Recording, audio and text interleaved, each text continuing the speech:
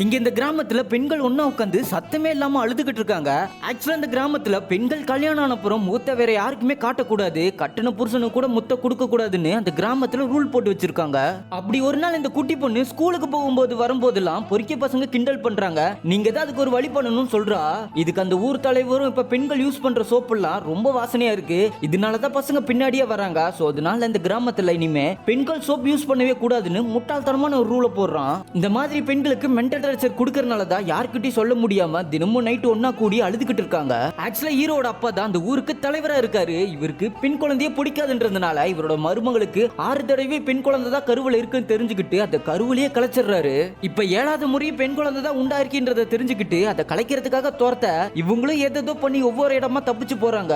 ஆனா ஹீரோட அப்பா இவங்க இருக்க இடத்தை எப்படியோ கண்டுபிடிச்சு வந்துடுறாரு. இதுக்கிடையில ஹீரோ நியூஸ்ல ஒரு வித்தியாசமான ஒரு கிராமத்தை பத்தி கேள்விப்படுறான். இங்க ரொம்ப காலமா பெண்களே கிடையாது, அவங்கள நாங்க கடவுள் மாதிரி பாக்குறோம்ன்றத சொல்றாங்க.